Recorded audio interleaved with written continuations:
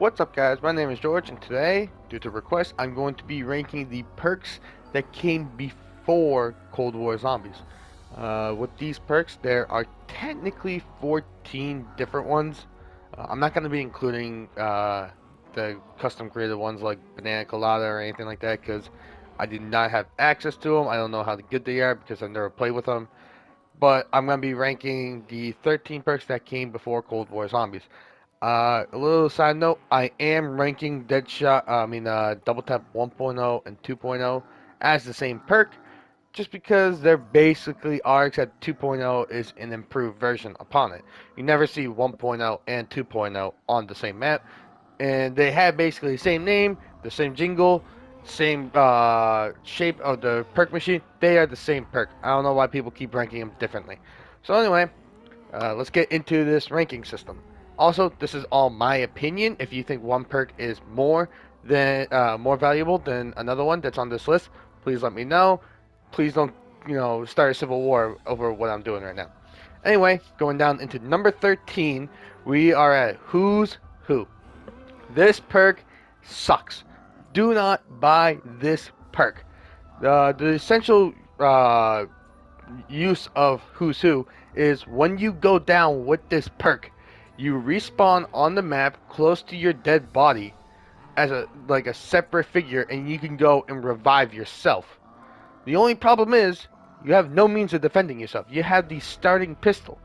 So if it's like round 3 and you go down and you had this perk, I mean, yeah, I guess it's useful, but like why do you have this perk at round 3 anyway?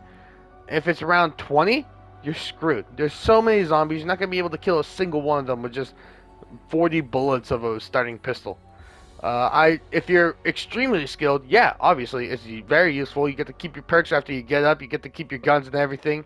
But a casual player picking up this game, it's not a good perk at all. Anyway, let's get down to number 12. Number 12 is actually Deadshot Daiquiri. Now, Deadshot Daiquiri helps you aim for the head, limits the sway of your gun, and reduces recoil on your guns. This is the only perk which has two different costs depending on what console you're playing this on. If you're playing this on PlayStation and Xbox, it's actually 1,500 points. If you're playing this on PC, then it's only 1,000 points because your PC automatically already aims for the head in zombies. This perk is more useful, I would say, than something like Who's Who, where it helps more the casual player who's very bad at aiming for the head. But there are a couple problems with this. Number one, this is someone who primarily uses auto aim and goes for the chest.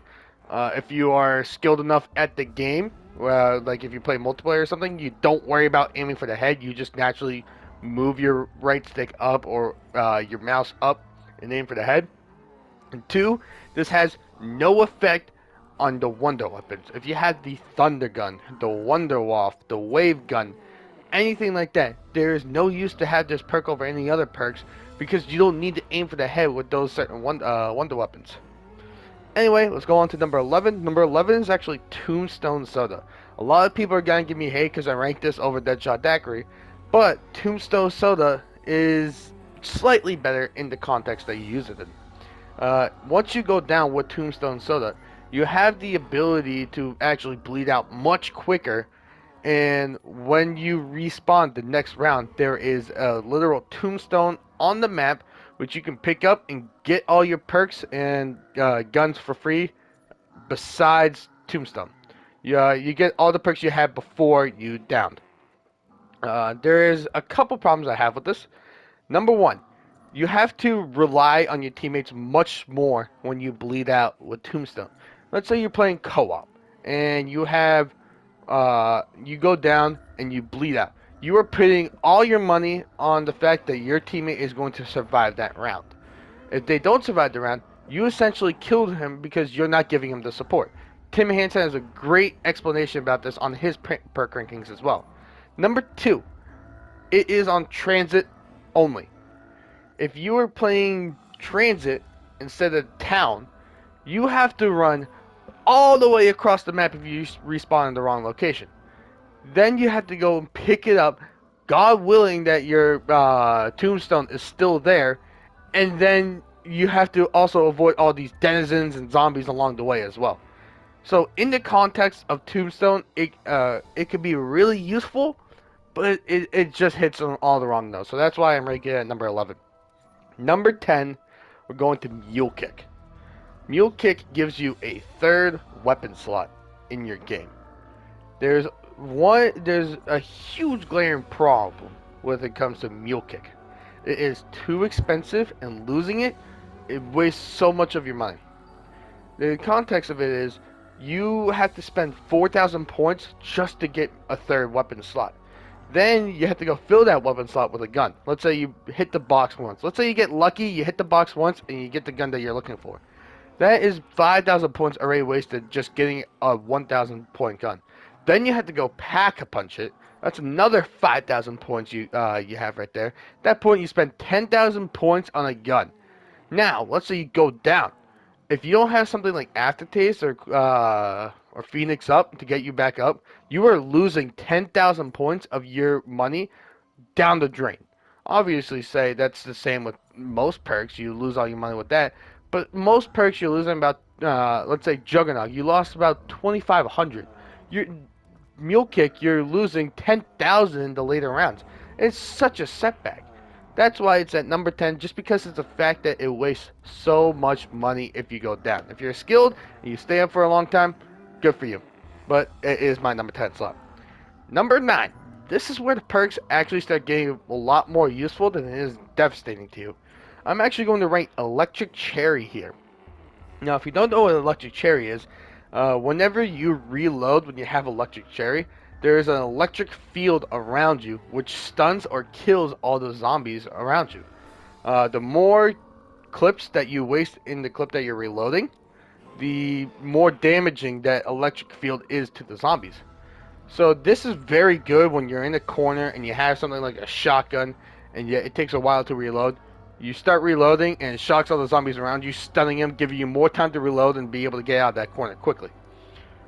People really loved this perk back in Mob of the Dead when they had the Vitrolic Withering. They just spammed that over and over again, and the electric chair would keep spawning in, and it would absolutely devastate the zombies. But still, when you're using something like a sniper and you use 5 bullets and you use it, it just stuns them. It's like giving them a little pinch to the zombies. That's why it's at number 9, just because it has its uses, but it's not something I'm going on my way to buy. Number 8. This is a very controversial pick in my opinion, and I'm putting Quick Revive here. Yes, I know Quick Revive is essential to solo players, where it gives you an extra revive, per se. When you go down, Quick Revive is the only way you can get back up in a casual game of zombies back in Black Ops 2, 1, and World at War. Actually, not even World at War. World at War never had this feature. But this co-op, it only revives your teammates quicker. And I wish if it had like a second feature where like it does in Black Ops 4 and Cold War, where you can actually gain health quicker. Then I'd rank it in the top 5. But with just the fact that you can revive your teammates quicker, it's not a very useful perk prior to those games. That's why I'm ranking it at number 8. Number 7, another controversial one, I'm putting Stamina up here. You get to run faster, and you get to run for a longer amount of distance. Now, this perk is so useful when it comes to huge maps like Origins, where you have to get from one point to another. You don't want to spend money on the tank all the time, so you just pop in that stamina and you just keep sprinting for as long as you can. Only problem I have with this perk is in Black Ops 3, there was actually a myth busting by Codename Pizza. Go look at his video about it, where if you slide jump, like 90% of players do in Black Ops Zombies, then you can actually go as fast as somebody with stamina. So in context of Black Ops 3, stamina I rarely bought. I would have hit the Wonder Fizz as for looking for my 4th perk. If I got stamina up, I would have picked it up. I would have absolutely taken that. But I would never go out of my way to buy stamina. If Widow's Wine was on the map, I was buying Widow's Wine before that 99% of the time. So, Going down to number 6, this is a map exclusive perk back in Black Ops 2, and it is Vulture Raid. Now, with the other two map exclusive perks, Husu and Tombstone, Call of Duty really didn't hit the mark with those. Vulture's Aid, I think, is a much better perk. There is a lot to break down with this perk. First of all, it highlights all purchasable items on the map, whether it be wall gun buys, whether it be perks, pack-a-punch, the mystery box. It highlights all these things on the map with a little symbol on where they are relative to you. The second thing it does, when you kill a zombie, they can actually drop little amounts of ammo and points for you to pick up. It's usually around like 10% of your clip of ammo, or like 5 to 20 points.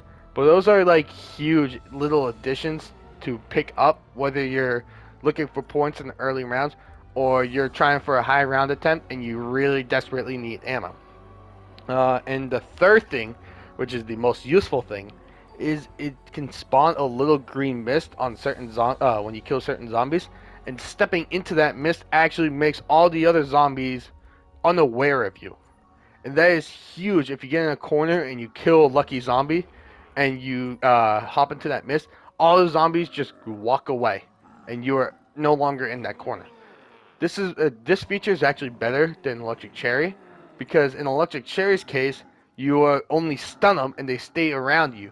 Whereas in Vulture Raid, if you step into that mist, then the zombies actually walk away from you, unaware that you're even there anymore.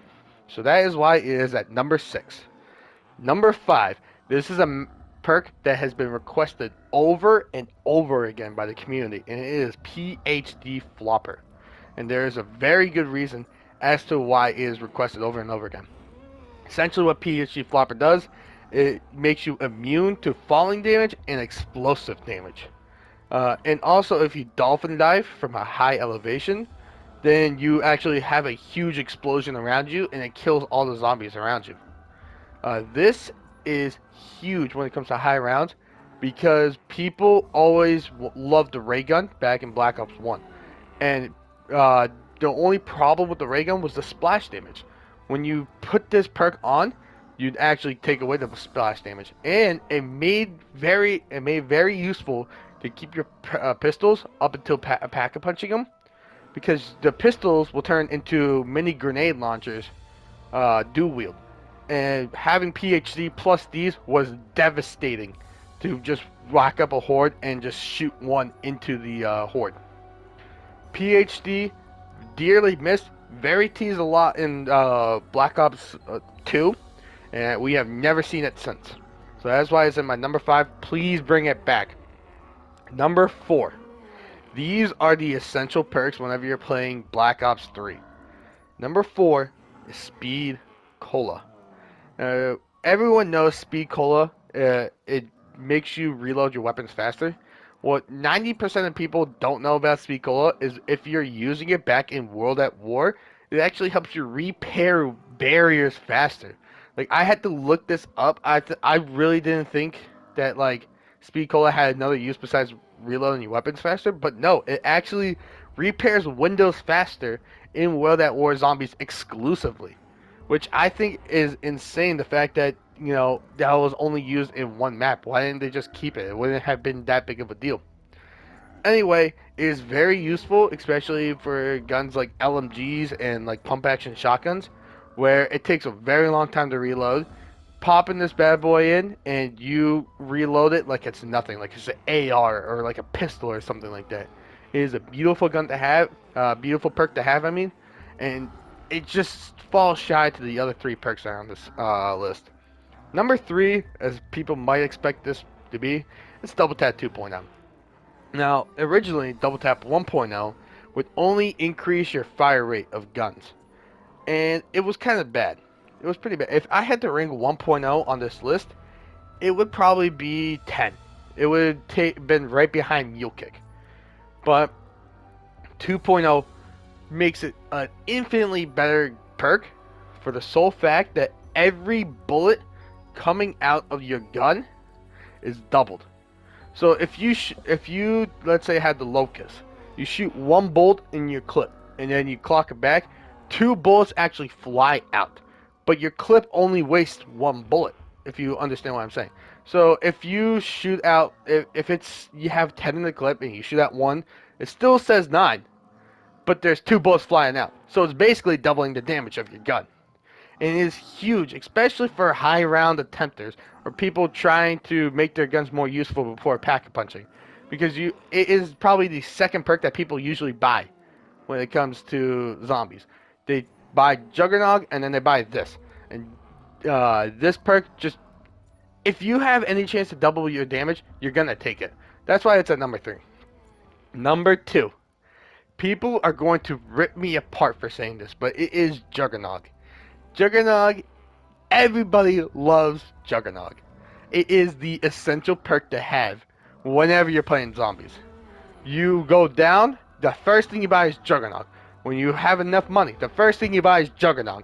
It is essential for any zombies play. If you don't have Juggernog, most people don't survive it past round 10. With this perk, people are casually playing to like round 50. No problem whatsoever. So, what I just learned actually is throughout the years, the Juggernog hit points stayed the same. You start off in Black Ops 2, Black Ops 1, and World at War, where you had 2 hits to go down. In Black Ops 3, you had 3 hits to go down. But Juggernog always made it so whenever you drank it, it took you 5 hits to go down, which I found to be very surprising. I really thought that in Black Ops 3 it would have been a little bit stronger with 6 hits. But no, it just stayed 5. But, it's obviously an essential perk to have. But it just falls shy of number 1. That's why I had to put it in number 2. And no, anyway, let's get into the number 1 spot. The number 1 spot has to be Widow's Wine, in my opinion. Widow's Wine is probably the best new perk Zombies has introduced into the game since the original ones at World at War.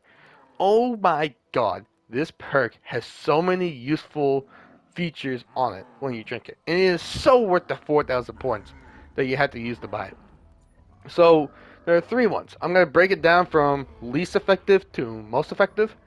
The least effective one is the fact that your grenades are now replaced by Semtexes, which is, pretty useful. I mean, if you're trying to make a horde and you're trying to throw grenades because you're out of ammo, I guess Semtex is more useful, but anyway, not that useful. Upon explosion of the Semtexes, though, they do wrap up the zombies in like this web, and it actually holds the zombies in place, which is actually pretty useful. And I also find that it brings zombies down to crawlers more often than actual grenades. And I actually found that to be, I don't know if it's like actually true, but either way. The second main feature of it is that players' knives don't do more damage when you melee, which is not that bad. Whenever you knife, you actually have a chance to enwrap the zombies in webs as well. That's kind of the whole feature of this, is having zombies enwrapped in webs. So when you knife somebody, not only do you have extra damage, but you also have a chance to kind of like freeze them in place for a little bit of time. And that's actually really helpful for when like you need to go do something and the zombie's right on your tail. You just knife them once, they can stay in place for a little bit, and then you can sprint off to do whatever you have to do.